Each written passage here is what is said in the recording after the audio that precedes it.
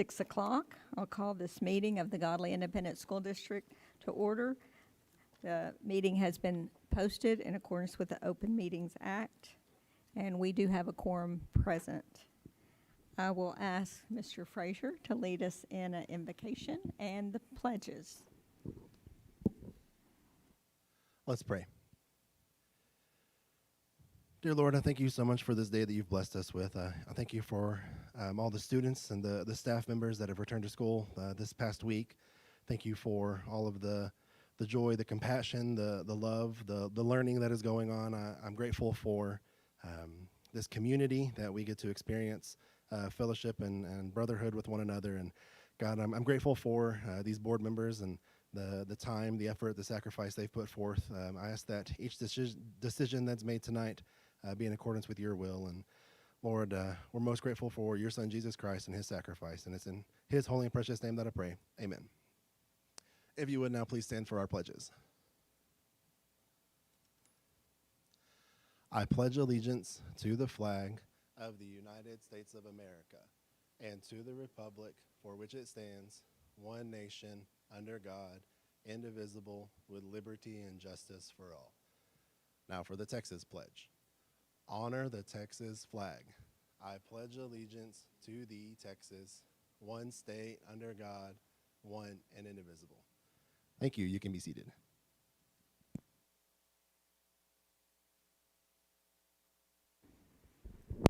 Thank you, Mr. Frazier. At this time, we'll extend the opportunity for public participation portion of the meeting in compliance with Section 551.007 of the Texas Government Code. We do have anyone wishing to address the board at this time regarding a specific item on tonight's board agenda. We have a couple of folks listed. Public participation provides the general public the opportunity to address the board regarding topics listed on the agenda.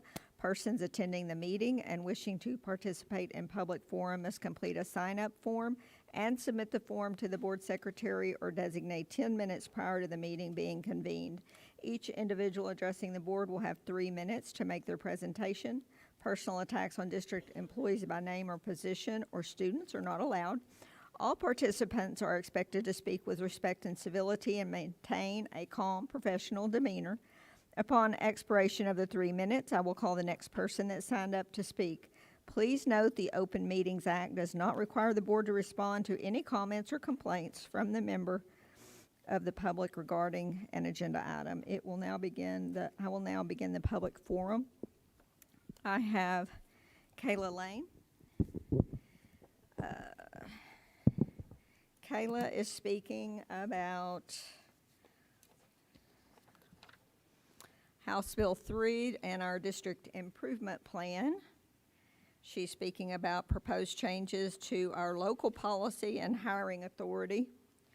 She is speaking on our consent agenda, specifically 6, to consider purchase of library materials. Do we have our timer? Okay, Kayla, you can start. Good evening, board. As I've requested many times, I just request again that you post your board books for the public. This would show transparency and allow your parents and taxpayers to better be able to speak on agenda items before they are voted on. The Johnson County CAD Board posts their board books. The City of Godley posts theirs, as many other school districts also do. Item 5D, campus improvement plans. You are still a C-rated district, and my question are, what steps are in this plan to specifically address that? Item 5G, superintendent hiring authority. The superintendent has shown a lack of proper discernment in the past, and as I have advocated for previously, the board needs to retain authority and oversight. Item 6AC, library materials. There's a book called Killer Underwear Invasion, How to Spot Fake News, Disinformation, and Lies. It is by Elise Gravel. The subject matter of this book is too mature for 3rd through 6th grade. And also this author has written other controversial books such as Pink, Blue, and You, which is not only sexually explicit, but also talks about transgender ideologies. Item 6C, the proposed tax rate. The recently passed budget showed a 4.2% increase. You need to be more fiscally responsible. Your taxpayers are struggling. The no new revenue rate is 1.27865. Your proposed rate, which is higher, is 1.285. Any property tax rate higher than the no new revenue tax rate is a tax increase. Show that you care for your hurting taxpayers by passing the no new revenue tax rate. Thank you. Thank you, Kayla. And just a comment of record, the no new revenue tax rate would not give the school district the ability to give our employees their step increases or to cover the cost of significant increases in our utility bills, our water bills, our electric bills. Thank you. Now we'll hear from Mr. Stevenson. Can I have the timer, please?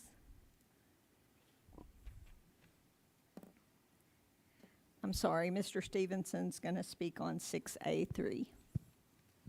Good evening, Board. Dr. Deere, thank you for a couple of moments.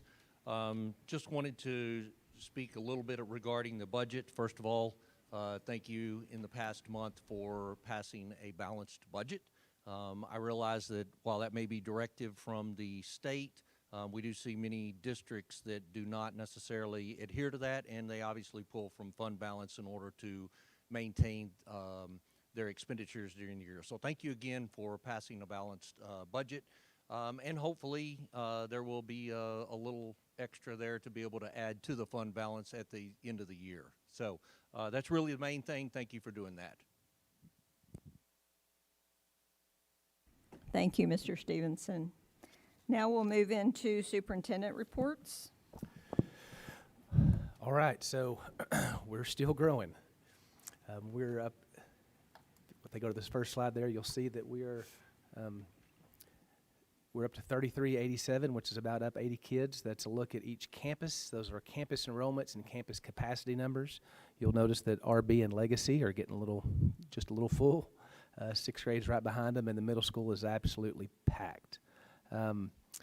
With the elementaries, we actually zoned them for Pleasant View to hopefully fill up first, but you have to do that with the crystal ball, so it didn't quite pan out the way we wanted. So we'll probably need to get the committee together and look at what we need to do. That would either be rezoning or possibly portable buildings to relieve that pressure.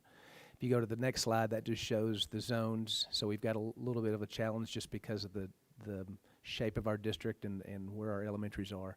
Pleasant View would need either to go up or down or a little bit of both. If you go to the next slide, you'll see year-over-year growth.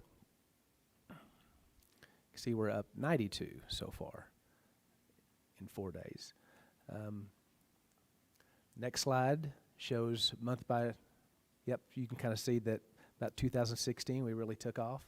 Next slide shows month by month. We track our enrollment all different sorts of ways because we just want to know where it's coming from and how it's coming at us. The next slide shows you how we track cohorts. So you could pick a color and start at kindergarten and go all the way down and kind of see how they ebbed and flowed throughout the year. I'll give you some other numbers. Talked to the coaches and Mr. Walker real quick, and he said, Coach Dudgeon said we had 146 kids show up for football in high school, 130 in middle school, and that's only 2 grades, 292 total boys in high school athletics, 215 in middle school athletics. We had 91 girls try out for middle school volleyball, 52 girls try out for high school volleyball. We got 114 in high school band and 176 in middle school band. So we've got a lot of kids doing a lot of things. That's enrollment update. If you've got any questions. Sorry. Yep. Speaking about rezoning versus portables, if we were to look at rezoning, is there a financial cost associated with rezoning?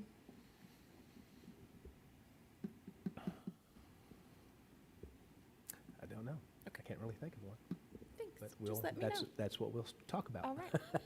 Looking forward to that update. Okay. And Dr. Nix talked to us about T-Chat. So actually, I'm going to invite Lauren Ramirez from T-Chat up to talk to you about this program. It's an amazing program with the Texas Child Health Access through telemedicine, and I'll let her tell you about the opportunity to partner with them. Hello, thank you for letting me come talk to y'all today. TCHAT is the Texas Child Health Access through telemedicine, and it was created with Senate Bill 11 in 2019, 2020, right as COVID was kind of hitting, to provide telehealth services to students around the state of Texas. We work with the schools. It's a junction with the school, the parent, and the therapy services, so we're kind of a triangle. We make a triangle in the service because we keep the school involved. We let the school know the coping skills that we're teaching. We let them know kind of like what the anger issues are or the anxiety issues, and we try and let the same language be heard at school and at home. It is for pre-K through 12. We do training for staff. We do parent nights. All of our sessions are with licensed clinicians or supervised PhD students.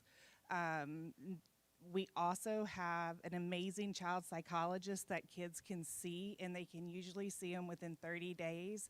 And I don't know if anybody's had to do a child psychology appointment. That's very quick in the state of Texas. So we can get them in, get seen by a psychologist, and then we work with their PCP or help them find psychologists to be able to continue care with after. We're 5 free sessions, so doesn't cost the district anything. It doesn't cost the schools anything. The parents anything, and we work with all the signs up here, the signs that a kid may benefit from TCHAT, changes in mood behavior, poor attendance. We work with that and finding out what's going on, why the kid's having trouble getting to school. Students with trauma and grief, we do have extended trauma sessions. The way TCHAT works is it has to the referral has to come in through the school counselor, and then we call the parents, set up the sessions with the school counselor, and the child would be pulled from like PE or art or whatever class at that point. The school counselor feels it's best for them to be removed from to do those sessions.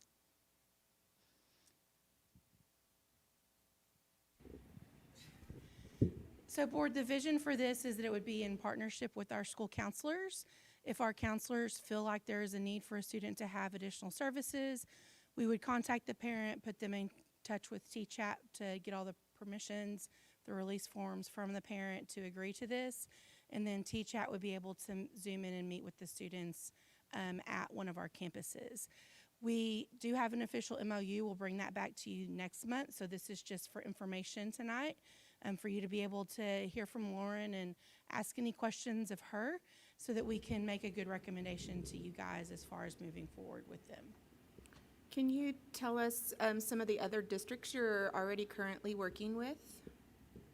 I'm pretty sure y'all are the only one in Johnson County we're not with right now, so you could ask anybody. We cover 20, A&M covers 20 counties. McLennan County, we pretty much have everybody in that zone. I drove through there. West, ISD, Covington, we're with them.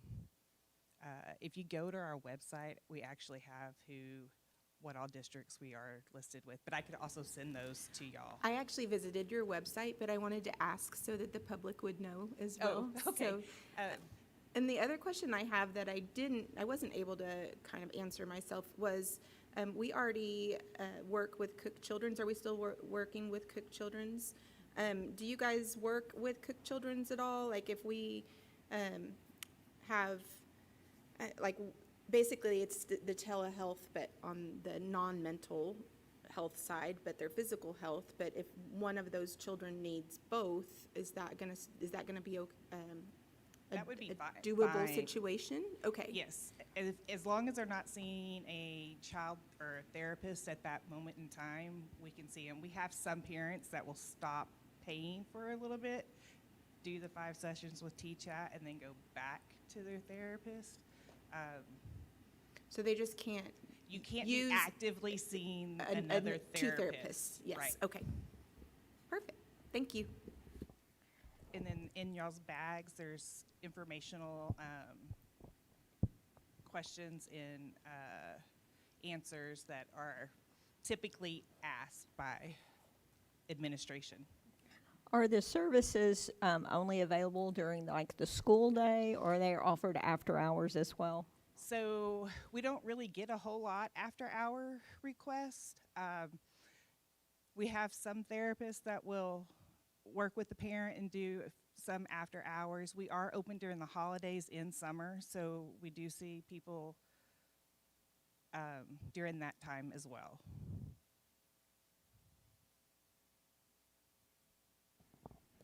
Any Thank other you. questions? Okay. Dr. Next talks to us about business rhythm.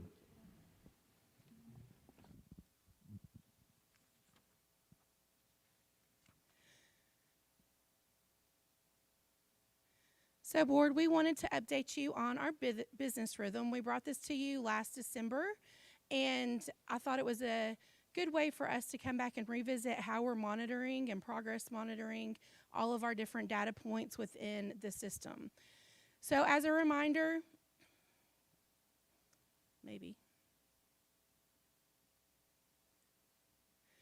we have several different ways to check in with principals and campuses to look at data and assess where we're at. Just as an overview, our stat chats are bi-weekly. We have those twice a month where we dig into academic data, we dig into staffing, we dig into walkthroughs, attendance, grades. We have a cadence with which we cycle through each of those things.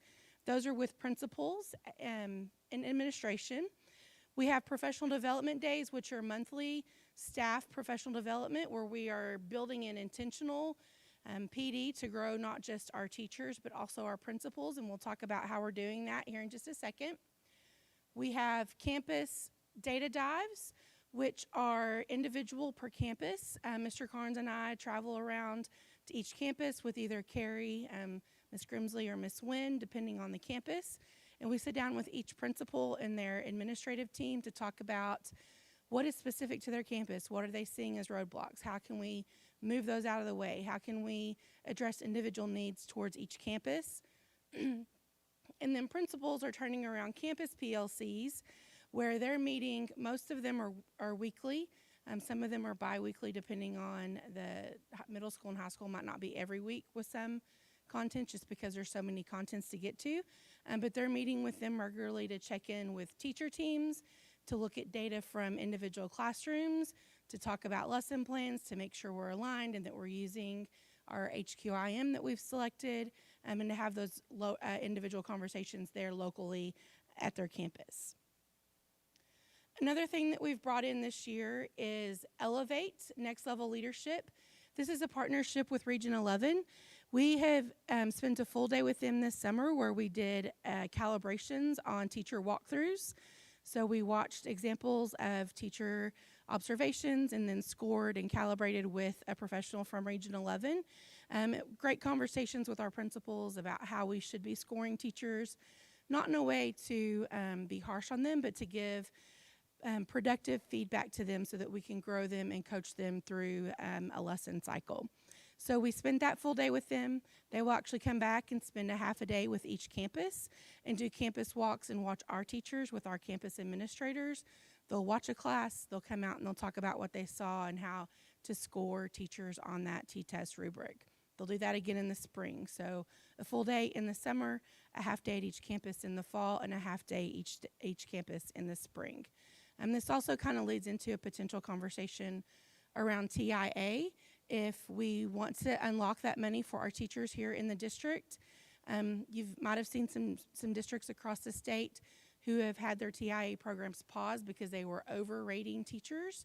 The scores that administrators were giving to teachers was not in alignment with their actual academic scores. So this is in an effort to get calibrated with Region 11 and our principals across the district so that our teachers have a better idea of where they stand in that process should we choose to move towards a TIA district.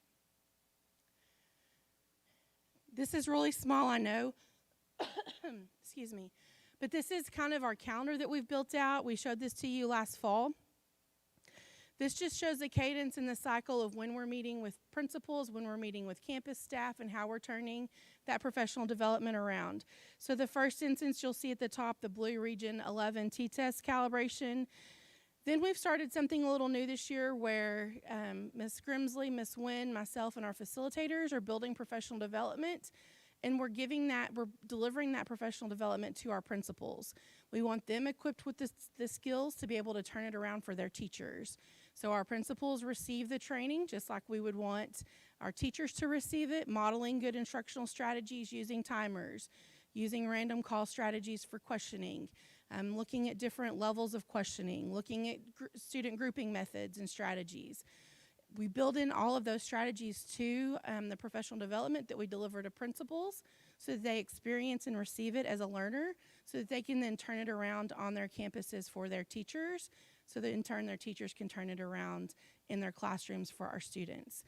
We're really asking our principals to step into a role of an instructional leader and not just as a building manager, and we hope to support our principals in that ask through this professional development and embedded PD for them. You can see our next professional development day is in September. We'll have our mini conference that day. We have one planned this fall and one in the spring, and that's where we put an all call out to our staff to ask them to lead professional development sessions that are 45 minutes long for their peers. We had great feedback on this from our spring mini conference last spring, so we're anticipating another good set of feedback for that, and we've already got several sessions ready to go. All of our principals, assistant principals, facilitators, all of our directors and administrators lead sessions along with numerous teachers. Our principals help identify star teachers in the classroom, and if they don't volunteer themselves, then we reach out and give them a gentle nudge to say, we think you'd be really great at presenting this. So that's great for our teachers to also be leaders in that way.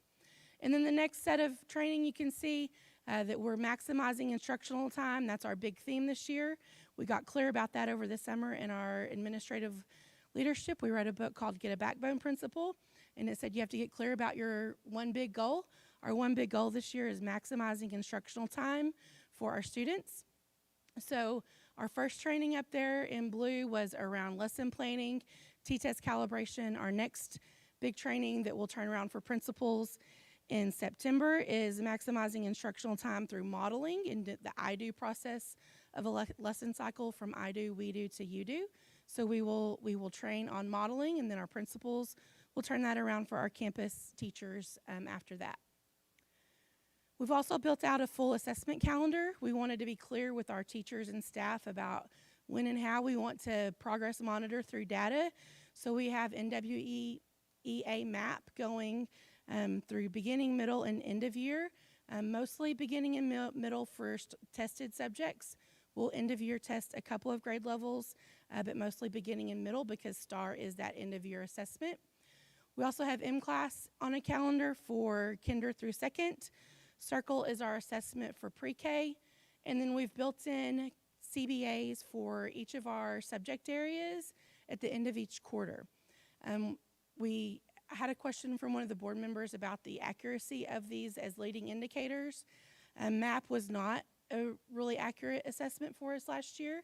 They're coming back out with TEKS-aligned questions this year, which I think will help with the alignment process and give us a better idea of where students are. Our CBAs were a much better indicator of where our students were and how they performed on STAR for this past year. Dr. Nix. Yes. My memory fades on when it was, but when our representative Helen Kerwin was here speaking that evening, she mentioned something about them rolling out a 3-time-a-year STAR test. Do you know any info on that? That actually starts next school year. So Okay. there'll be a beginning, middle, and end of year test. What the state is telling us right now is that beginning and middle of year will be returned within 48 hours as far as data, so that we should have a more accurate indicator of where our students are. And the hope is that it's really aligned with STAR and we can make really targeted interventions for students in between each of those assessments. This is a question for later, but I want to come back to how have our plan moving forward to not test our kids like crazy. I know y'all are thinking about that, but that's been in the back of my mind with all of these.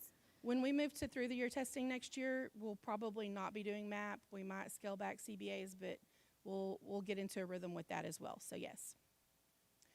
So as a part of that, we built out an assessment calendar that's been shared with all of our administrators, kind of as a one-stop shop. It lets them know when PLCs are happening. It lets them know when all of our assessments are happening. It's like a one-stop shop for everything data related.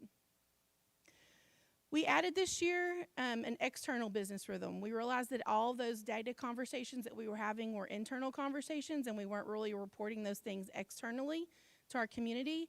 So we want to be forward-facing with some of those things. So in June, we developed the start of the House Bill 3 goals with you all at the board retreat. In July, we reviewed those goals initially. Tonight, you'll hear an update on House Bill 3 district improvement plan goals and get a first look at our campus goals with approval of all of those set for September. This previously did not happen until November, and we felt like November was a little late in the school year to be having goal-setting meetings for the year when we're almost halfway done for the year. So we're moving those up to be proactive in that. We want to then come back to you in October with a data review on beginning of the year information, where we are after looking at MAP and all of those indicators. We will potentially have Team of 8 training and look at some of this again. We'll kind of see where we're at when that happens. And then in February, we'll do middle of the year along with taper and come back and do an end of the year public reporting with end of the year data in May.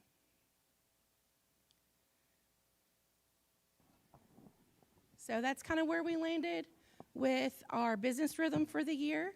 Be happy to answer questions about this part of the presentation for tonight. Okay, thank you, Dr. Nix. Now, Thank you, Dr. Nix. Talk to us about House Bill 3 and District Improvement Plan. So you've already seen House Bill 3 goals. These, again, are set by the state to work towards meet standards at 60%.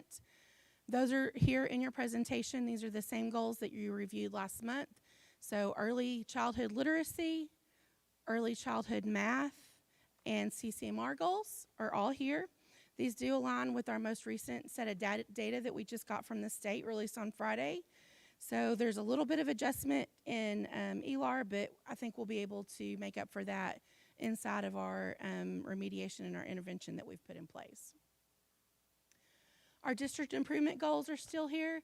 These still align also with where we are in accountability. We were a 77 as a district. So our 3-point increase will get us to that B that we're wanting. These were last year's goals. We met when I made this presentation. We hadn't quite received those goals on the data on Friday, but we did not meet the 3% increase last year. So we're rolling that over to this year to have a 3% increase at all students in all subjects, to have a 5% increase in positive responses about professional development, and then a 2.25% increase with attendance. And then the principals are going to come up and share their campus goals with you. We'll get you the full campus improvement plans the first week of September, so that you'll have a couple of weeks to review those. But the principals are going to share their goals with you tonight.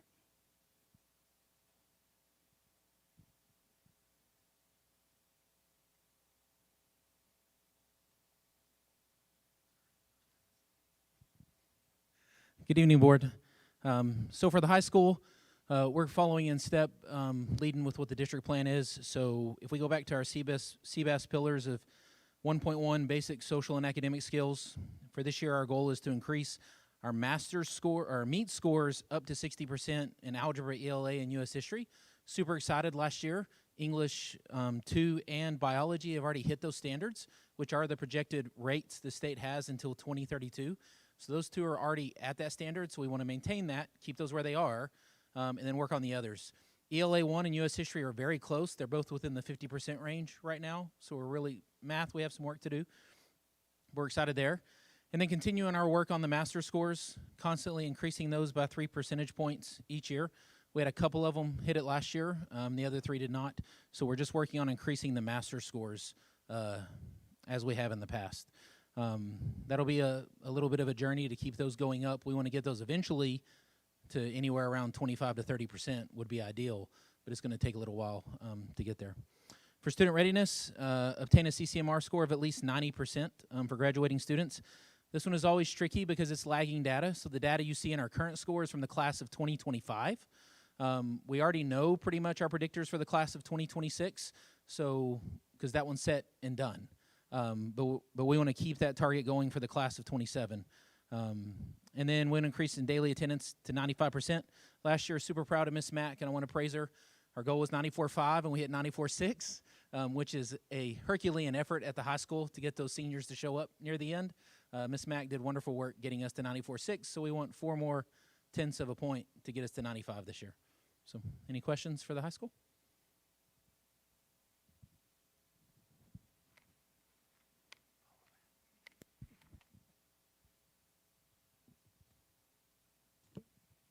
Good evening, everybody.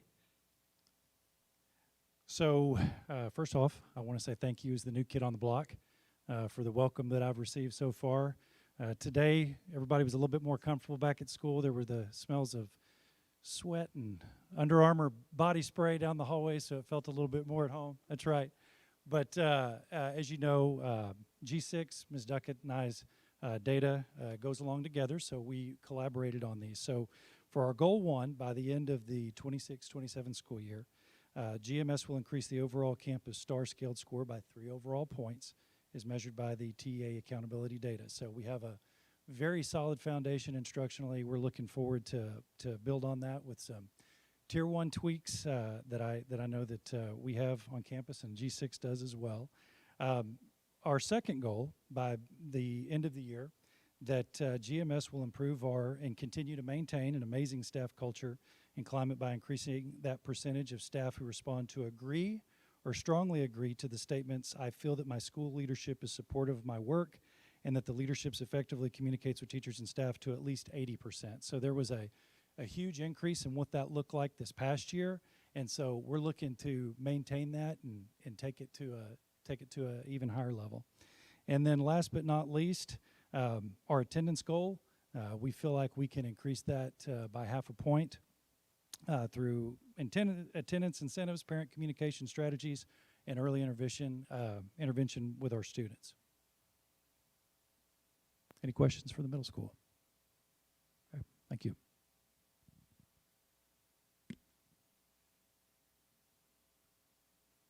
Good evening. I'm Tracy Green, the principal at Pleasant View Elementary. Our goals are very similar to those of last year because last year I felt like we were really working on building some depth, getting to know the campus, getting to know the staff, building capacity, and then getting our systems in place.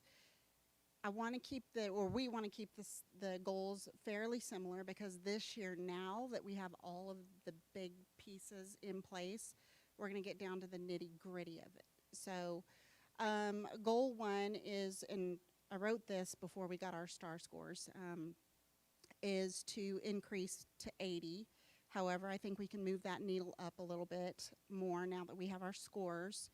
And in doing that, we are going to continue on with our Tier 3 intervention and our accelerated instruction and hitting those before school and after school, if at all possible, because we need those kids in class during the day as much as possible. And luckily, our kids really think it's cool to come to tutoring before school and after school. So, and then communicating the needs, the skills, and the gaps to our families as much as possible so they can support. We want to continue with the second year of the Math Dash, which is a fact fluency kind of competition amongst yourself to get better with that fact fluency. For goal number 2, we're going to continue with the focusing on the quality of Tier 1 instruction across the campus. We have an implementation, of course, the math, SAVAS, and our common planner that will help us to be able to see exactly what teachers are teaching in the classroom with our 10 walkthroughs plus 3 weekly meetings per administrator. Every teacher at our campus will now get a formal observation. And then, of course, goal 3 is our campus climate and culture, because that is so, so important. One of the things that we have implemented is a Capturing Kids' Heart framework, because we want our kids, we want to foster emotional safety, because if they feel safe in school, they're going to learn, and they're going to feel safe to make mistakes and learn and grow from those. So that is it. Does anybody have any questions?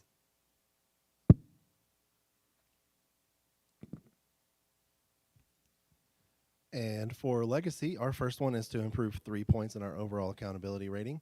And that one, we know the areas that we need to work on, targeted with our special populations specifically. And the second one, our professional learning and effective staff. Like she talked about, we're going to provide targeted professional development for our teachers. We got together before school started and set a goal, set a objective, a target area, focus area for instructional practices. We're going to focus on checks for understandings, chunking the lesson cycle. So we'll do continuous professional development throughout the year on that. The PLCs and the planning process. Today I was just in planning meetings with all of the teachers, talking about internalizing lesson plans, becoming one with the lesson plan, knowing what you're going to do before you're going to do it. And being able to adjust the instruction mid-lesson if need be, based on the student performance. And then our last one, proud to say that we led the district in attendance, so we want to continue that, and not only continue that, but increase our attendance a little better. Any questions? All right, thank you.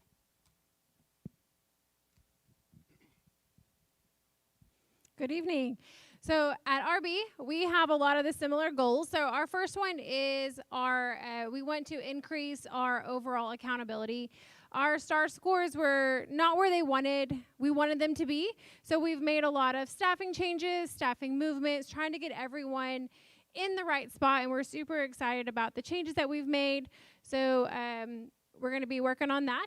And then our second one, we kind of started this last year. It's just our climate and culture. We're really trying to get that team mentality that it takes a village to teach a child, right? And so we're all in this together. And so making sure that our teachers work together and they also feel like they're supported by me and my AP. And then our third goal is, once again, they can't learn if they don't come to school. So getting the kids to school so that we can teach them.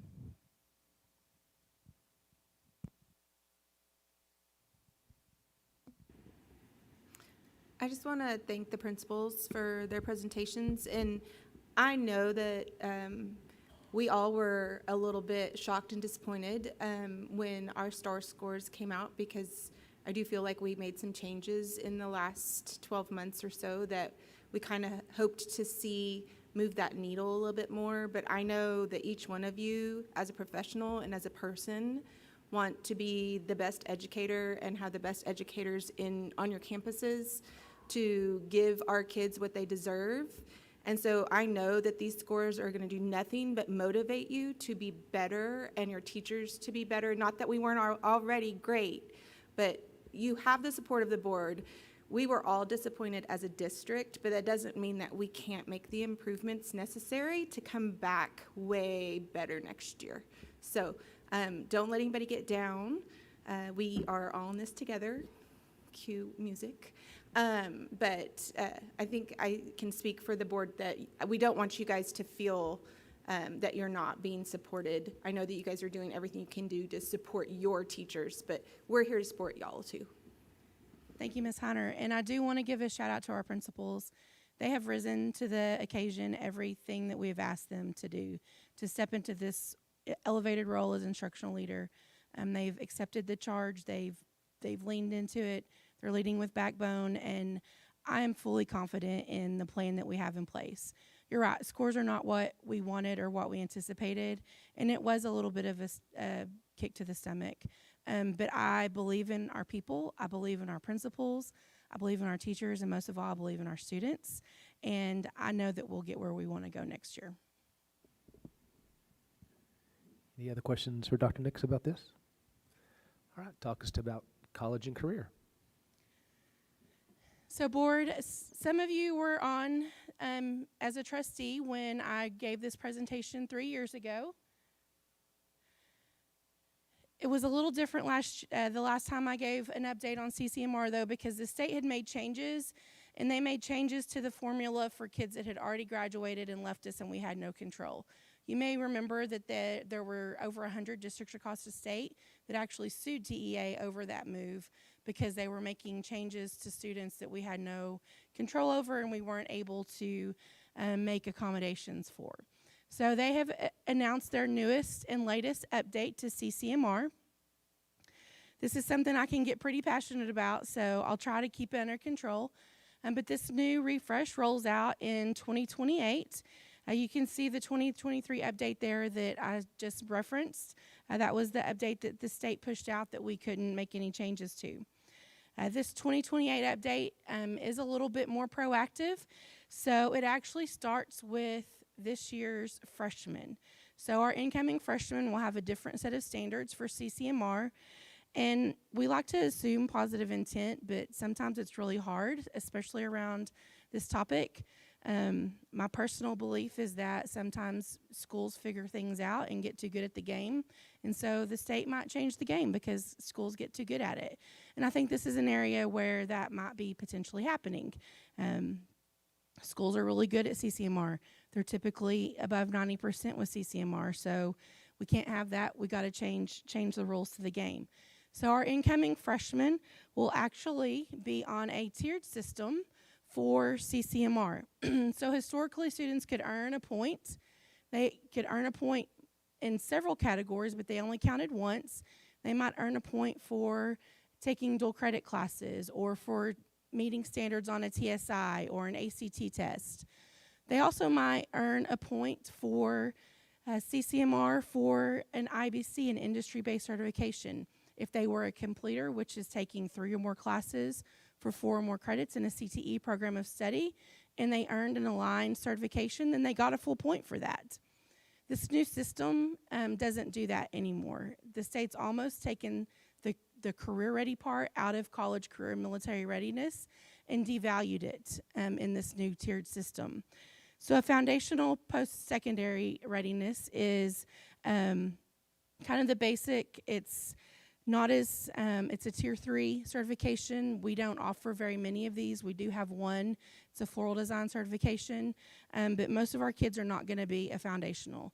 That might be some of our special education students who graduate on a work program or something like that. The bulk of where our students will fall is in demonstrated post-secondary readiness. Most, all but 2 of our certifications fall as a tier 2 or demonstrated area for certifications in the career ready part of the new CCMR model. The advanced post-secondary is heavy in TSI and dual credits and actual college readiness on that end of the spectrum, along with enlisting in the military. So when you look at our list, you can see on the left side, these are certifications that we offer, and the bulk of them are level 2, that medium category inside of the new weighted system. You can look at TEA's pie chart and see that the bulk of the certifications inside of what would classify as career ready are a tier 2 certification. There's very, very few tier 1 certifications that align to CTE programs of study, which make it feel like, perceived or real, that the state doesn't value career ready as much as they do college ready in this new formula. So you come back here. Our dual credit students are students who can pass a TSI test or score high enough on an ACT, SAT test. They will be tier 1. They will be fine. They'll be in that advanced category for college career military readiness, and they'll earn a full point. They'll actually count 3 times for us in the calculation here in a second. A large portion of our students who have traditionally earned us a full point for career readiness through CTE are only going to count twice in a 3-point system. So what does that mean? So not only has TEA tiered all of these things and made it more complicated, it's no longer you just earn a point or you don't. Now there's a formula to go along with it to calculate the percentage and the conversion that the state will use to give us our scaled score. So foundational, that lower level certification or Career college readiness will only count one time. So you can see in the example here that 92% of students, it's tiered. So if you're advanced, you count in all three categories. If you're demonstrated, you count in the bottom two. If you're in the lower level, you only count once. So those 92 students include your demonstrated and your advanced post-secondary students. That second level, demonstrated, include your advanced and your demonstrated. So the 53 includes the 22. And then those advanced students in their example of that has 22 students in it, they count 3 times in your foundational, your demonstrated, and your advanced. So you're calculating these averages, you're multiplying them by multiple weights, and then you're averaging averages, which I don't know math really well, but Flood told me one time that math people don't average averages. That's against math laws. So I'm going to believe him on that and tell him that their math is flawed. So they've taken an easy formula of a yes or no. They've complicated it by weighting it and tiering it into 3 different options, and then they're averaging averages to find our new score. And remember, this counts for freshmen incoming this school year. This is a timeline. We started planning this in the spring. We met with counselors and principals at the high school, started looking at all of our certifications and looking at options to see if there were any areas we could adjust what we're offering in CTE. There's not a lot of options there because there's not a lot of that advanced certifications available to students. But we're going to keep looking. We're going to talk to other districts and keep figuring out how they're meeting the needs of students who are CCMR ready through career readiness. And we'll keep adjusting. Every year, the formula has adjusted just a little bit. This is a bigger adjustment that we're going to have to get ready to meet the needs of our students through. So Mr. Flood's goal of 90% CCMR ready is going to get a lot harder with this year's freshman students as they roll up and graduate. Okay, lovely TEA math. Love it. Mr. Neal's favorite, TEA math. So obviously this affects the district scores and the students. I want to know, obviously more than big picture, zoomed in, as far as what this is doing with our students on their day-to-day and their end, when they're exiting Godley ISD. What is this doing and how is this affecting them? Even though I know it's huge and affecting us, is there any repercussion that they're specifically going to feel? Not specifically to students. We're still going to make decisions that are in the best interest of kids every single time. They might get a different certification if we think it's aligned with what TEA is looking for and it's aligned with industry expectation and standards, and it's what is best for kids. So as an example, health science, one of the things that is an advanced certification for them is a full RN certification. I don't know of a state school that can offer a full RN program for a senior in high school. That is so incredibly rigorous. I've heard of PCT, which we do. I've heard of LVNs. I've heard of medical assistants. I've heard of phlebotomy. I've heard of a lot of different things. But for a student to graduate high school with a full RN license is almost impossible. I was talking to some college kids who were sad because they got waitlisted on nursing schools. So it's an incredibly rigorous thing to do, and to do that in high school I don't think is reasonable, and I don't think it would be what's best for our kids. So we're going to stick with our level 2 cert for our health science kiddos and make that best decision, and if we don't get a full 3 count points for them, then that's okay, because that's still what's best for kids. So who in our district is going to be responsible for tracking this? Our counselors have already started. We are in a quick-paced learning with Ms. Wynn in her new role as Executive Director of Secondary. Mr. Flood's been involved. Ms. Armstrong at the high school has a passion for CTE. She's been sitting in on meetings, so right now it's a group effort, but our counselors are playing a huge role in tracking all of this for our incoming freshmen and our current students. Do we foresee this bringing about a need for another FTE with the counselor's office in our future? I think they're okay right now at the high school since we added a third counselor at the high school this year.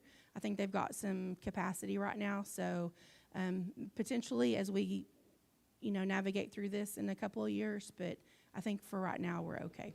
I do know that some other districts have a counselor who is specifically only deals with CCMR and things like that. So kind of give us a heads up when we think that we're nearing that so that we can make budgetary adjustments for the following year, please. Absolutely. I know that I saw our OTC on that list as military readiness. I mean, have we looked at a potential ROTC program? Do we have any interest in that, or do we feel like that's something coming sooner or later? We've explored it. Part of it is a cost. It's to get on the list with the federal government to receive the grant funds from them. There's a wait list for that. So we would have to upfront all of the initial startup for that. Plus space, so arrange all of the equipment, the uniforms, all of that would be the cost of the district at this point, along with the full salaries of the individuals teaching. So once you get on the list with the federal government and they supplement that program, they pay half of the salary, which makes it more affordable for schools. But prior to that, if you're not a part of the program with the government and you're just doing an ROTC program on your own, then the district has to pay the full salary of the employees, usually 2 staff, and they are paid at a higher rate than teachers because they are retired military and requirements of the program they have set forth as far as salaries for those individuals. Dr. Nix, do you foresee any potential pivots in what we're currently offering that benefit our students but could align with a tier 2 or potentially a tier 1 of the optional programs that are available, pivot from what we're currently offering? So we did a little bit of a pivot with an FTE that was being used. That position previously had taught some elective CTE courses that weren't really fully in a pathway. We made a little bit of a pivot over the summer with that position, and it is now using the other side of the Roland building in construction trades. Our welding classes were over full. We did not have enough seats to safely operate a lab. My hard limit is 18, and we were pushing 25 in some of those sections for enrollment. And when you're talking about welding and fire and all the things, I just don't think that that's safe for our students. So we pivoted that FTE. Mr. Flood in the high school really looked at innovative ways to do that. We explored options to partner with Hill College for dual enrollment. But really it came down to finding a way to meet their needs here on campus in district. And so Mr. Flood brought the idea of revamping a little bit the old construction trades lab out there. And so we moved that FTE into that role, and we're able to lighten the load for Mr. Pinkerton and Mr. Bennett in the welding classes. So that was an internal pivot that we did with existing FTEs and sections, the way that they worked out. So yes, we're always looking at that. We're always looking at student requests and student interest to drive those decisions. Great, thank you. Dr. Nix, forgive me if I missed this. Were you able to take our scores from last year, CCMR scores from last year, and plug them into the new formula to see how much growth we need to make?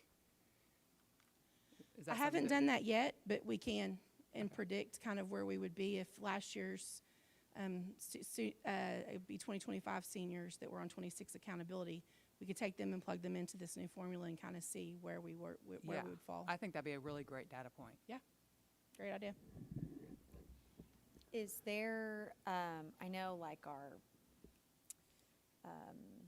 kitchen area and things, like I know that you're constantly in the community talking with community partners and things like that, but like after our board training and seeing some of the things that we saw with the sponsorships and the community partnerships and things at that ISD, is there any way that like any of these programs, I'm just trying to think about is like Jeff's saying, like a pivot, like you're talking about the AgMech and stuff like that. Like if an internship partnership with a community business that could count as a credit via internship. I don't know if that exists, but something like that to get creative. Our practicum level kids can go out and do internships as a part of that class. So our career prep students go out into the business and work at a job. They have to work a minimum of 15 hours to have time out of their school schedule to go do that. But the practicum level is that senior level class inside each of our programs of study. And we have done some internships in each of those. It's just dependent on where a student can get to within that 2-hour block. Within our community, the options are pretty limited sometimes. We might be able to find 1 or 2 places. I do have a call in for a welding placement. We had a meeting last spring with a local company for welding. So we're always open to those conversations and those partnerships. If you know people who want to house students, send them my way, and we'll get them set up with a kid interning with them. Any other questions for Dr. Nix? Thank you, Dr. Nix. And Thank you, now Board. Mr. Metter is going to give us an update on our video board status.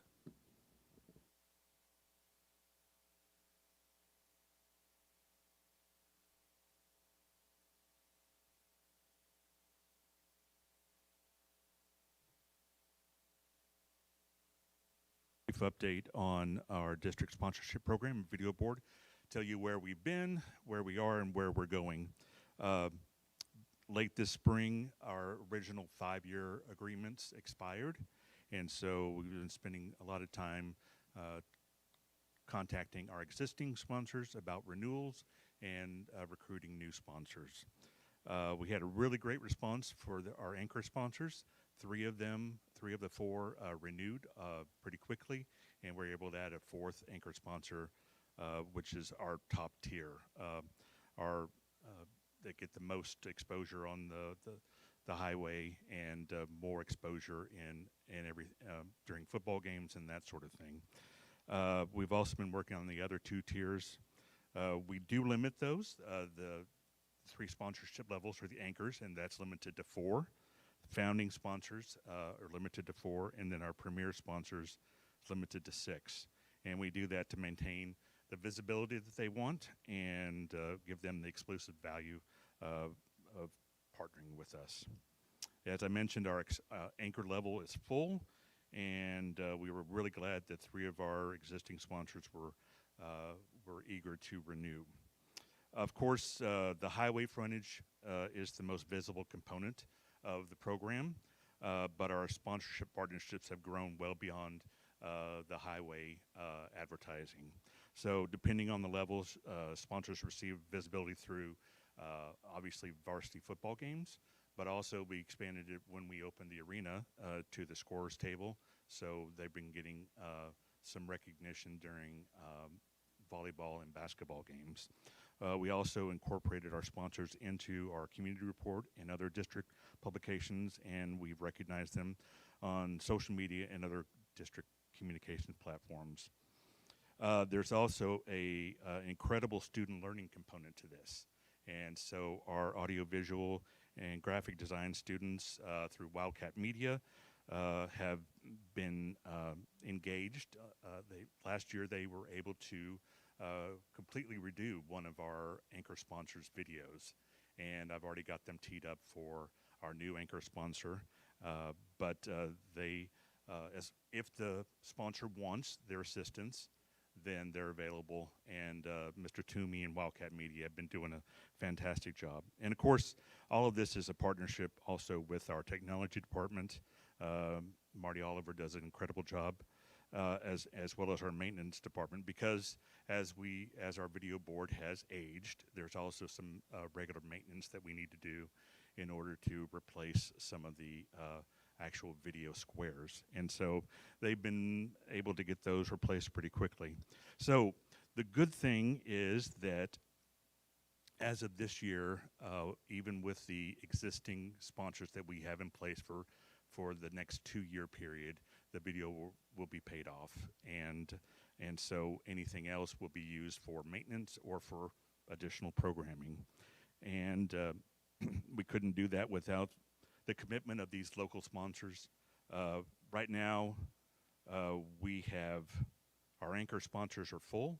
Our founding sponsors, we have 3 of 4 filled, and our premier sponsors, we have 2 of 6 filled. So we do have some openings, and that's our action steps for the next several weeks, is to get those filled. But that notwithstanding, if we didn't have any more revenue than those that have signed on right now, the video board would be paid off and bringing in some extra revenue for the district. Overall, it's been a really good experience. The new sponsors, I want to give a shout out to those that have signed on. Rodent Real Estate, Irvin Insurance, ACS Bank, the Hyde Law Firm is our new anchor sponsor, and then we have Perkins Orthodontics that re-signed at the founding level, as well as I'm going to forget. Our new one is Burleson Septic, ECU. Thank you very much. And then our renewing our new premier sponsors, Dairy Queen, and also Godley Animal Clinic. And Ms. Heiner was kind to put me in touch with Dr. Irvin, and we got him signed up. So, but our action steps are to get the remaining slots filled so that we have a full slate of sponsors. And Jeff, I'll open it up for any questions. Yeah, quick question, and this may be a Dr. Nick's thing, but through Wildcat Media and our students, are we able to expose them to these contracts or to these sponsorship agreements and how they work, the financial implications that they bring for the funding that we get, what we do with it, how we use it, and not only that, to renew and to ask, to be tasked to make these contacts or make these connections and these requests and asks at a student level? I think the student level right now is limited to the graphic design and audiovisual component of it. Yeah. So I think there's a lot of real world development that they would hit them right in the face if they got more involved with the financial aspects of that, in addition to, getting some no's and running into some rejections. Oh yes, yeah. We've been tracing down some leads and had some existing sponsors decide not to renew. We've been tracking down some others. So yeah, I would love the extra help in getting these signed up. So I think that's a great idea. I know that our ag and FFA kids are pretty much the ones that get all of the ads for the football program book that is printed each year. So it wouldn't be unprecedented. I think that's a great idea. And it's hard. They don't like being told no, but it makes them go back out and find some more. So, yep, it is. It's great. Real world. I think the sponsors that we have, the ones that are coming on board, and the ones that were there, they're ones that they're not just looking for the highway advertising. They want to be partners with the school district. They want to be supportive. They want to be seen supportive of it. So, so those are the kind of people that we need to target. And we'll be talking at the Godley Chamber of Commerce luncheon is at Pleasant View on Thursday, so we'll be bringing this up. So, any other questions for Mr. Metter? Thank you, Jeff. Dr. Thank you. Block.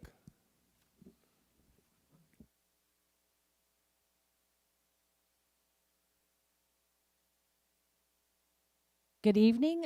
Tonight, this is just a discussion topic to start talking about DC Local, our hiring authority. So currently, our policy states that the board delegates the superintendent final authorization to employ and dismiss non-contractual employees on an at-will basis. That's already in policy. And then we also approved a special positions from April through the end of this month. So that's kind of why I'm starting the discussion now, where we have the hiring authority below the assistant principal position. And so in looking at that, each year we come back to you all and you've graciously approved for us to be able to do that, which is our heaviest hiring authority. I just wanted to share that this year has definitely been one of the more challenging hiring seasons, and that's not a Godley thing. I don't think it's even just a Texas thing. It's across the board. All of my HR cohorts, we meet monthly on and online and just kind of help each other through navigate all of these different things, and it has been a topic of discussion throughout. So we had some opportunities this summer where we had 4 different employees that we were in direct competition with some other districts. And I fact-checked that, so it wasn't them just pitting us against each other. But if we would not have been able to act quickly and swiftly, we would not have been able to bring those staff members on board. And you might think, well, there's probably someone else. And actually, it was our positions for math. Math is specifically an area that everyone's struggling with. 2 specific districts that I know had direct hiring fairs for math positions only, because it's really become a struggle to fill those particular positions. So I just wanted us to start the discussion. If this is something the board wishes to think about, if not, we will continue with it. It's not going to be any harm to us, but it does offer us the opportunity to be able to fill those positions. What I would be requesting is for us to continue with the way we have it now, our summer, where it would be below the assistant principal position. So we would still bring to you all, just for those that don't know, monthly, I still bring to you all the individuals that we hire, where they come from, their qualifications. They go through our rigorous fingerprinting and all of those processes.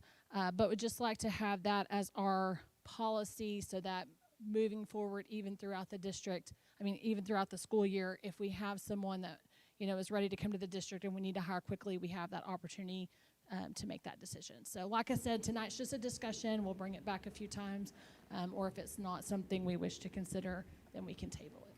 So just for clarification, this would not change anything for vice principals and above or principals and above? Vice principals and above would be the recommendation. Okay. So those would still come to you. We would still have, you all would be the ones to be the hiring authority for those individuals. So we're basically talking about anybody under that admin level? Okay. Yes, yes. All year round? Year round, yes. So we wouldn't come to you just in April or March. Sometimes we do it in March, sometimes we do it in April, and have it. We would like to make it year round. Do we ever host hiring fairs? We have not hosted a hiring fair. Actually, there was 2 hiring affairs I was going to attend, and they actually got canceled this year. So it is something I have done before and have considered doing. It was one of those things that pretty much through May and early June, we were, our positions were being staffed. It was those last-minute resignations that were those hard-to-fill spots that we really didn't necessarily know were coming. But that is something we can consider. We did a sub-fair, and that's how we, boosted that up. But we have tried to make a better effort to go and be a part of different hiring fairs that they have, especially with colleges and those kinds of Yeah, things. as much partnership as we do with like Tarleton. I know that, I came out of there and there were career fairs. Yeah, so just as far as like if we could do some coordination, at least attending those. Yes. But also like knowing how difficult it was this last year. Others, you hate to schedule and then cancel, but if that were the case, as far as like maybe having that in the back pocket for next year, like as a potential to host, that could be a... Yes, we would look at that. And then also, just to let you know, we formed a couple of partnerships, one being with Tarleton, where we do have a direct pipeline. They're going to be sending students to us for field experience. We have 4 individuals that'll be starting very soon. And then I also just recently had a meeting with Weatherford College. So Weatherford College is able to award for elementary level, EC through 6th grade, they can go all the way through and get their certification through Weatherford College. So I just had a partnership meeting with them because she said we are one of the schools that when their students are coming through, they bring up wanting to come. And so we're working on partnering with them. And they have 2 different levels. One's the observation level where students come and just observe, and then they do have the field experience level as well. So I'm always game. I feel like if we can get them in, we know them, they know us. A lot of times they'll want to stay.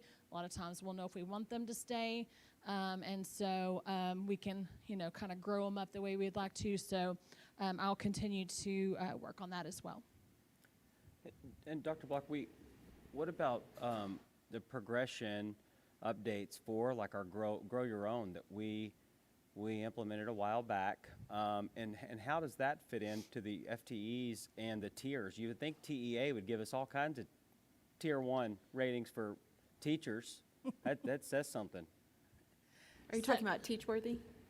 Like, So well, yeah, we do yeah. partner with Teachworthy. We have 3 students that are, it's called an Elevate, different from the earlier Elevate. It seems to be a popular term for things. But so we do have 3 students in the Elevate program where we work with Indiana Wesleyan University and the Teachworthy program. And so we do have those students going through. So they'll be getting to the portion of their program where they'll be looking for placement. They have to get a certain number of hours. So when the House Bill 2 came through with the certification changes, we have a quicker timeline that they can spend to get their certifications, and it takes a little bit longer than it used to go through the whole entire process. So we feared putting them in the classroom too quick, because you can't renew that once the years are up, that you have to be certified or you have to get out.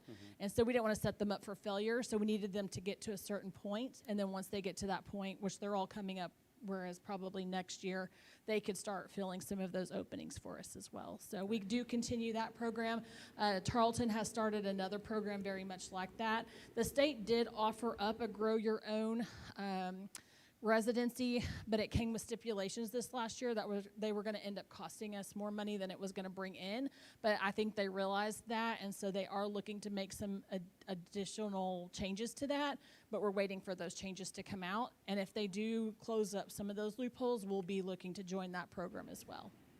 Dr. Block, do we have information already gathered for September of 2025 until March or April of 26 of how many hirings that we did as a district that you had to bring to the board versus being able to hire and then just, have?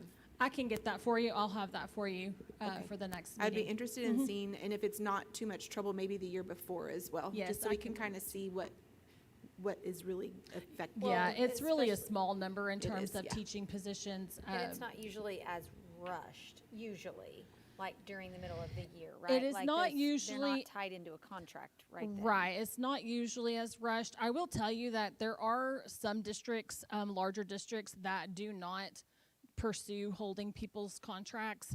And so really people being able to move within the school year has changed a little bit than it used to be. Like you would never see it happen.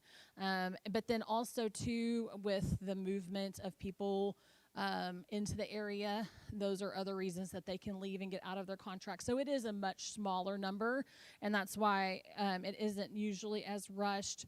And if it's one of those things where we're looking to hire and the board meeting's coming up in a week, then obviously we would just bring them to you all and continue with that process. So I do think it would be far and few between. It's not going to impact a large number, and I'll bring this back. I'll get those to you guys. Any other questions for Dr. Block? Thank you. Thank you, ma'am. All right, Mr. Carnes, talk to us about insurance. All right, howdy. Not always easy to stand down here, but I'm happy tonight to come let y'all know that we had a decrease in our property insurance. So we met with representatives to review that, the property casualty insurance renewal, and that is with PCAT, or the Property Casualty Alliance of Texas. So they reported that they're having a good year and that rates are decreasing with new reinsurance and capacity entering the market. And so reinsurance, just for the record, is insurance for insurance companies, and they sell off basically they transfer part of their risk to a secondary insurance company who assumes part of that risk and to reduce financial exposure for larger catastrophic claims. So, and then the primary insurer then pays part of the premiums to the secondary, the reinsurer, as it is. So overall, we were very pleased to learn that the renewal will decrease almost 30%. It's 29.6%. So which is $341,762 less than last year. So, and that also includes, happy to report that the educator's legal liability limit, we increased that from $1 million to $3 million. And the cost of that, which we took from the savings, was $13,000. And what that is, the educator's legal liability provides coverage and protects the district and educators from claims alleging wrongful acts in the performance of educational duties. So legislation was passed last year waiving governmental immunity, protections if a school is, if an employee is alleged to have engaged in misconduct or failure to report child abuse or neglect. And so with that removal, it created new exposure for districts and their employees with a $500,000 liability per claimant, with possible additional court costs and reasonable attorney's fees as part of that as well. So we were happy that for a very minimal cost that we were able to increase that coverage and reduce our exposure and liability there. So nothing to approve here. This is just information, and was very happy to come before you and say that we're actually paying less for something for a change. So any questions? You may or may not be able to answer this, but Yes, so the budget that we passed without it being in front of me, so is this going to decrease our insurance line by $341,762? So Spencer had anticipated some savings. He's amazing. Right? But no, I don't recall the exact amount. Okay, if you guys can just follow up with us. It would be just about, just a little over $250,000 that we're going to see savings to this budget. So that one, of course, would be technically just, that'd be unbalanced.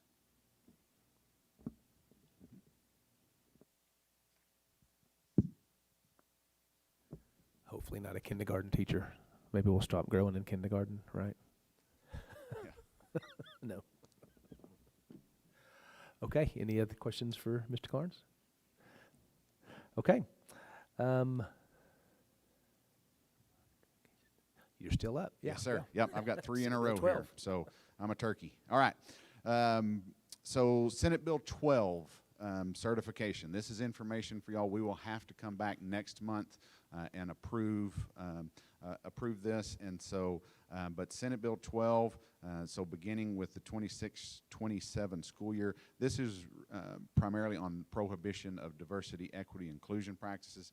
And so the board has to approve it no later than September 30th of each school year. And so it has to be approved by a majority vote at a public meeting, and then be submitted to TEA with information on basically what we're doing to make sure that we're not doing those things. So part of this is policy updates, which we have already done through our most recent policy updates, which are found at CJ and DH local. And so CJ is for contracted services, so we're not allowed to do business with people who employ these practices. And then we also notify our employees that they cannot engage in these things as well.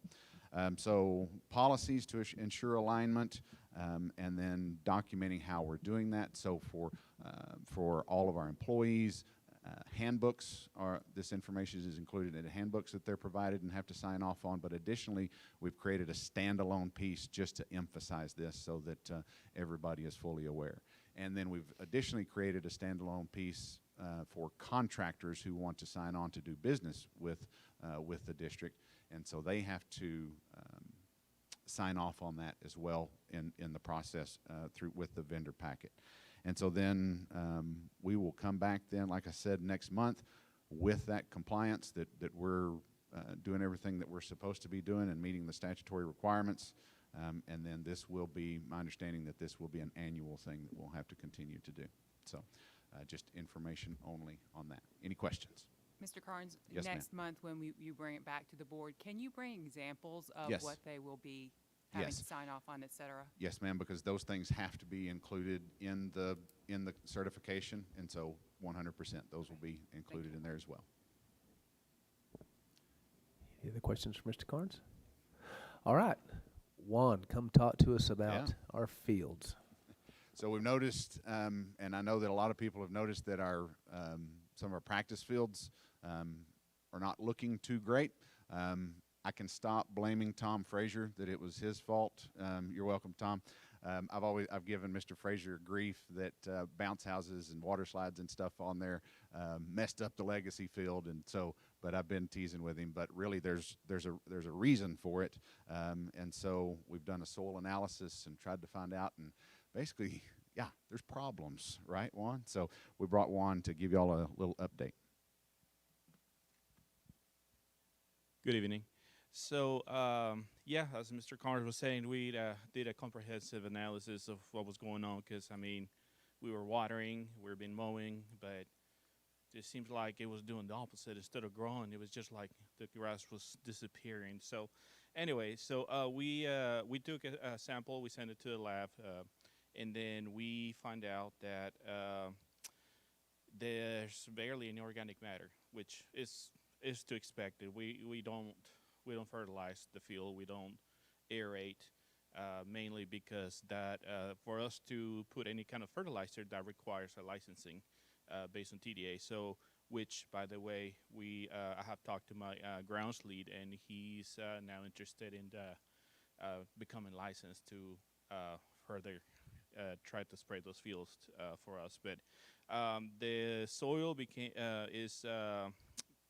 came back with a pH of 8.3. It has to be between 6.5 and 7.0. So that's preventing actually to get any nutrients in.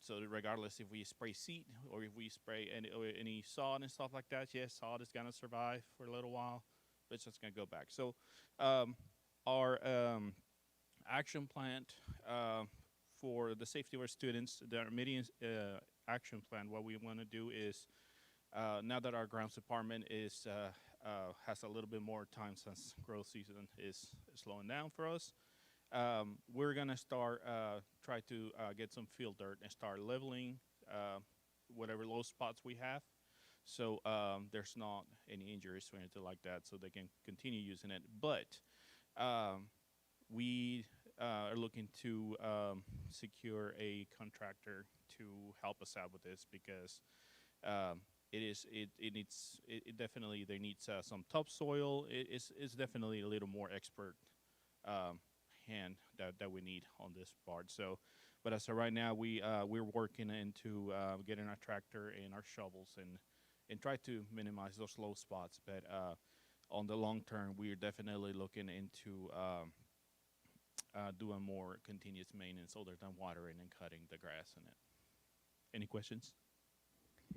So, in true partnership mindset, surely we have some people that have children playing on these fields that are in this industry that have some of this knowledge, because I'll tell you, I have a black thumb, so no judgment here. I would let anything die. But that being said, our kids can't be out playing on these fields in these conditions safely. So do we have people in our community that, I mean, I know it's going to be a large financial undertaking to rectify where they are. So, or maybe even some of the developers that are developing neighborhoods in and around Godley. Like, who has a lawn service? Who has a maintenance? Well, we have an like, arborist program. It's a tier 3 level rating, and those kids, classes you tell you see, I mean, that? it's a solution every time. It's a solution. I'm just trying to think outside the box because it is definitely, and again, I know there's only so much you can do when there's nothing there growing. We talked about that a little today because Randy said we had a guy that was working with us a little bit, but we were looking outside of that. And we're going to call so some of you guys might remember, we used to have someone that came in and serviced the fields and fertilized them and aerated them, but that costs money. And of course, when state starts cutting, stuff like that gets cut. So we stopped doing that. So we've called them, and they're going to come back and take a look as well. But we definitely want to reach out and use any resources that we've got locally. I mean, even like somewhere that sells sod and things like that, like, sponsorship, like, boom, big banner on every field that you come help us get back to life, Well, I'm not aerating above is just putting punching a banner holes in on the field. every. The kids can handle punching holes in the field. I really like soccer team. Put your cleats on, get out We'll there. let it get. It can even be like 94 degrees. It doesn't have to be right now when it's 100 plus. Yeah, they have to have a 45-minute break if they're out there for 15. Do we know why the field is not level? Like, why are there low spots? I would think when that field was created, it would have been leveled to the, playing It was, and capacity. I can tell you one thing that really tears them up is when we have a hard rain, and then it's usually our Pee Wee teams. They still get on the field, and that really stresses the field out and kills the grass and that sort of stuff. Because if it's not in good shape, we stay off of it. But after school, it's hard to get them not to be on it. Right. Is there a way that we can encourage them to help share in the cost outside of just their rental fees, or is that a no-go? I mean, I guess anything's possible. I guess we could. Okay. Yeah. They don't. I So don't know. Any other Team questions? wear your cleats and stomp it down. Like, let's make an event out of it. Like, there's a Pee Wee work day with everybody there, and there's got to be ways that we can come up with an idea to bring the community together, to engage everybody. Yeah, exactly. Everybody's involved. Let's work together. So. And I do want to let you know that Juan and the crew started on this last year. Just it wasn't in the budget last year, so we really didn't have money to do anything last year. That's why we're starting things now. Yeah, the test was done back in May, so I've been trying to eyeball this one, and we've done as much as we can. And little things, nature decided to hit our sprinkler system, so we had to repair it. Then our motor, electromotor for the well burned up, so we had to rebuild it. So it's been just a consecutive, events that has make actually worse. So it's we're keeping the hard work, and we're trying to take care of it. So is there a plan, and do you have an estimate of the cost of that plan? As soon as we can secure a specialist that we can provide the equipment for, either if we're doing topsoil and seeding, or if we're doing sodding, then that's my goal, to actually get 2 different quotes and see how can we approach it to a more effective and not as expensive.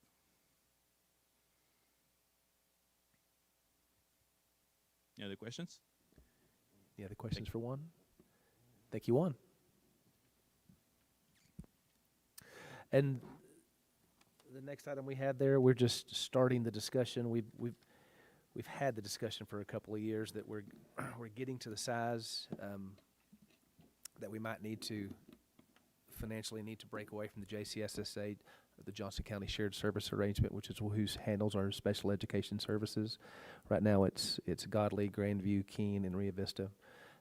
We were talking today that some of the schools, I know Venus was in it and has exited since I've been here. I think Alvarado might have. You just get to a certain size where you're paying more money to be in it than you would if you had your own special education department.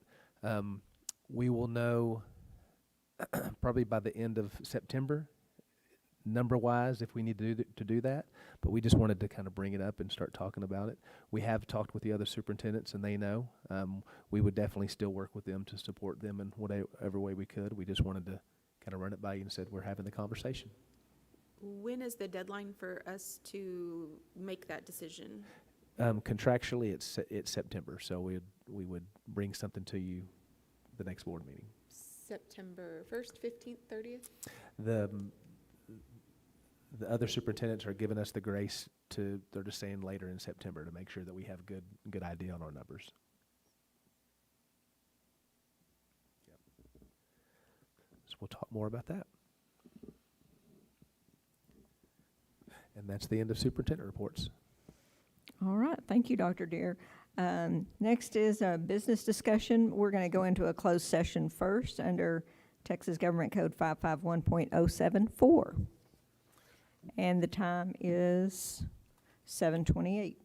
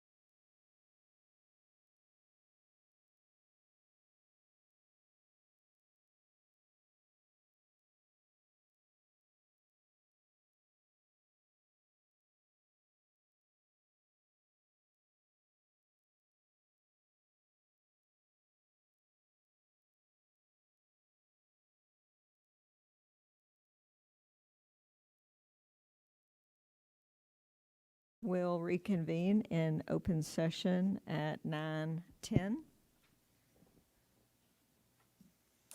And now we will consider the consent agenda items, the meeting minutes, the district financial report, budget amendments, the interlocal co-op agreement with Johnson County,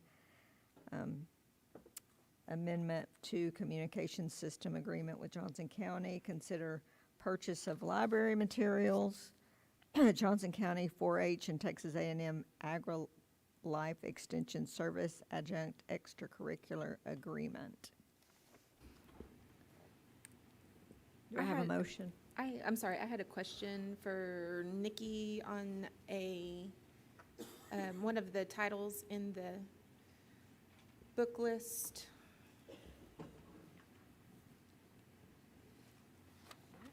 When I went through the book list, the skull, I read some reviews and some critiques that it might be a little bit dark for kindergartners, and it's listed as a K through 3. So did you have a chance to revisit that by any chance? I pulled the reviews for that. It's recommended for 1st through 4th grade. Our categories are broken down pre-K to 3 and then 3 through 5. So, as always, if parents feel like it's too heavy of a book for their child to read, they can log into their Fall Ed account and add that to the list of books that their child cannot check out, but it is recommended for 1st grade. It also had a lot of really great reviews as well, but that was one of the concerns that I saw kind of repeatedly come up, so I wanted to make sure that we revisited it. Thank you. Yep. I'm fine with it staying on the list. Thank you. I make a motion to, what am I making a motion on? Consent Yes. agenda. I make a motion to pass the consent agenda as presented.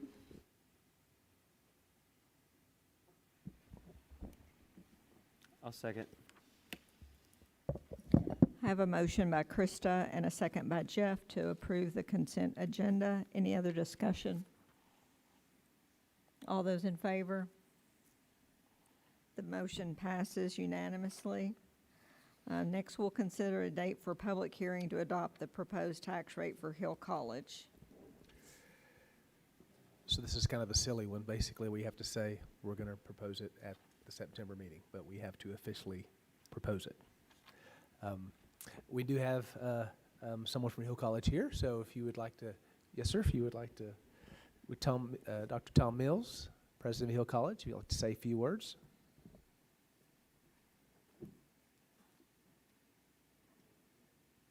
Mic check, there we go. Madam President, members of the board, Superintendent Deere, thank you so much for this opportunity to speak. I will be as brief as possible because I'm hungry. So I'm here for two purposes. One, I want to thank the Godley ISD board for our long-standing partnership with Hill College, and I also want to ask you to propose the voter approval rate for Hill College's maintenance tax for next fiscal year. Due in part to our partnership with you, Hill College educates firefighters, police officers, emergency medical services providers, teachers, nurses, welders, automotive and HVAC technicians, and many other professions that support the local economy, public safety, and the well-being of our citizens. Last year, we granted over 1,200 credentials of value, a record for Hill College. And we do all this with no institutional debt and only a 2.4 cent maintenance tax for Godley ISD residents. According to the Texas State Comptroller, we contribute about $50 million to the local economies, primarily of Johnson and Hill counties. Our people spend their paychecks at local businesses right here across our counties. Nearly half of our students are first-generation college students in their family. Half of our students are financially disadvantaged. We provide access to improved lives to community members who might not otherwise have that opportunity, a true value add for the more than 300,000 citizens in our service area. Last fiscal year, we educated 88 Godley ISD graduates and 146 Godley ISD dual credit students. We're doing all this next year, having been burdened with a $1.3 million budget reduction in our state funding for next year. You all are well aware of the rising costs of pretty much everything on earth when it comes to education. And our campus in Johnson County is now more than 25 years old, and our deferred costs are also rising. In spite of all that, we are increasing our talent level and increasing our service. We've added Parchment as a transcript automated system where students can request and receive their transcripts without even having to talk with us in most cases. So all things considered, we think Hill College has a lot of great things going on, and we're really good for the citizens in this community. What we're asking for, to put it in context, is 2/10 of 1 penny increase in our tax rate from basically 2.4 cents per $100 valuation to 2.6 cents. For each family, that's going to amount to, I guess it's time to go. For each family, that's going to amount to for a $300,000 home, it's going to amount to $4 over the course of an entire year, less than a trip to Starbucks. For a $100,000 valuation, it's 1/3 of that. So it's hardly any money to speak of. I know times are tough for everybody, but that $4 for those $300,000 property value homeowners will amount to about $45,000 to us, which is a huge sum of money, and it's enough almost to fund an entire FTE. So I respectfully request that you propose and approve, when you get the chance, the voter approval rate for Hill County's maintenance tax. Thank you so much, and I'm certainly willing to answer any questions. Thank you, Dr. Hill. I'll entertain a motion to consider September 21st for the public hearing to adopt the proposed rate for Hill College. I move to add a public hearing on to the September 21st regular board meeting to adopt the tax rate for Hill College. I'll second. I have a motion by Krista and a second by Simone to entertain a public hearing on September 21st to adopt the proposed tax rate for Hill College. Any other discussion? Yes, Dr. Hill, thank you for your time tonight. Thank you for coming out and being present, and thank you for spending a little extra time tonight. That was unique, so we appreciate that. Okay, I have a motion and a second. All those in favor? Motion passes.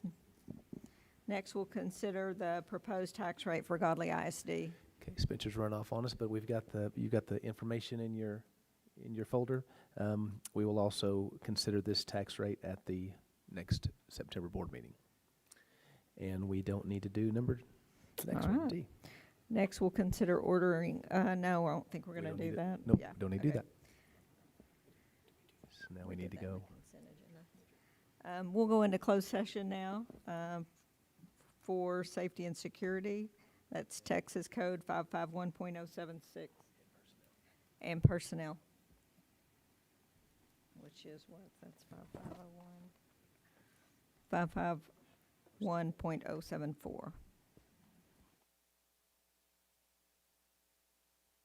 9:18.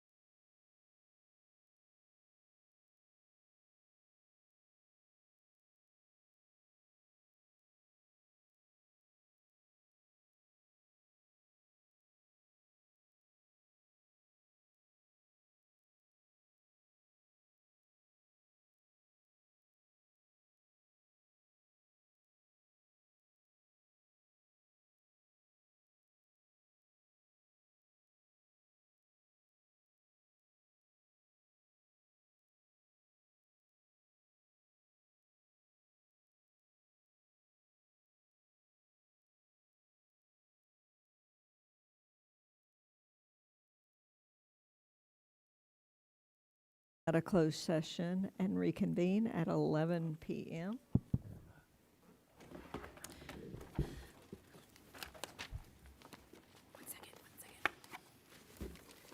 I move that we approve the Guardian as presented and closed. I second. I have a motion by Krista and a second by Jake to approve the Guardian as presented and closed. Any other discussion? All those in favor? Motion passes unanimously. Krista? I move to adjourn. Second. Motion approved.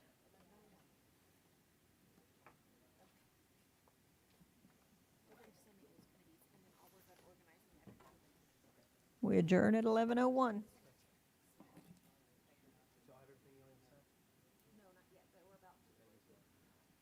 There's some stuff we have to sign.